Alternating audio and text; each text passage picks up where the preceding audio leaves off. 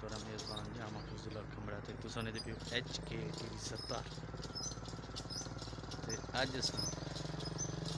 मैं अपनी कपाह के उत्ते खड़ा माशाल्लाह कपाह चंगी है ते अज उनको स्प्रे करवाते पैसे नाज़रीन लिखे स्प्रे किमें थी है जनरेटर वाली मशीन ते माशाल्लाह से ये सारी कपाह है बहुत ज़बरदस्त कपाह है तो खूबसूरत कपाह है। हाल तक माशाल्लाह को कोई बीमारी कहन लगी तो एहतियातन इनकी एक स्प्रे करवाते पैसे सा कि मक्खी वगैरह या तेल वगैरह ना लगे। तो जनरेटर की मशीन मंगवाई से ते अज होंदे उत्ते स्प्रे करवाते पैसे कि क्या नाज़रीन को दिखाऊँ जो भाई जनरेटर ते स्प्रे की हो जी ज़बरदस्त स्प्रे थी है। ये गिनो नाज़रीन के इन कोई बुथा रहा क्या नहीं, इतनी तेज़ी न लगती है कि एक दफ़ा जितने पौधे भी हैं जिन्हें उत्ते स्प्रे वेंदी है उन्हें को हिला देंदी है। हिलावन का मकसद ये होंगे कि वह पौधा धवी च वेंदे, जिन्हें धवी दे तो उन्हें बीमारी है जी तकरीबन 70% है जी ख़त्म थी है हे तरीके नाल। ते तुसां भीरा कोशिश की करो तो जनरेटर वाली मशीन ते स्प्रे कराई क्योंकि बहुत अच्छी स्प्रे थी है, ज़बरदस्त स्प्रे थी है। तो इन स्प्रे जदा ज़बरदस्त थी से VIP थी से तो औसत भी चंगी हम से ते बीमारी भी घट हमला करे से। तो ही सागू असा भला रिक्वेस्ट कैसूँ फिर को जो जितनी कोशिश थी सके तुसां जनरेटर वाली मशीन ते स्प्रे कराओ क्योंकि ये मशीन है जी ज़बरदस्त मशीन है।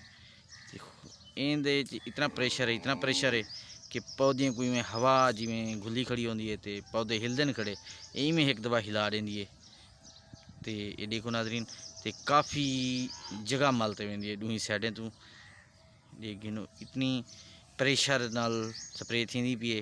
यहीं संग असा तो नाज़रीन को दिखेंदे पैसे कि तुम देखो इंजॉय करो तो कोशिश करो जो तुसां भी कपाह बचावनी है तो जनरेटर वाली मशीन गिनो या किराए ते आम मिल वेंदी है।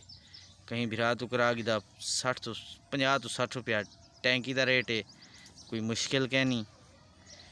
तो जरा बंदा इनको अफोर्ड नहीं कर सकता तो किराए ते ज़रूर इनको इस्तेमाल कर सकते तो उनका फ़ायदा बहुत है। तकरीबन 70% बीमारी कंट्रोल थी है ये नाल। ये देखो कितना प्रेशर है, बहुत ज़्यादा प्रेशर है तो ज़बरदस्त।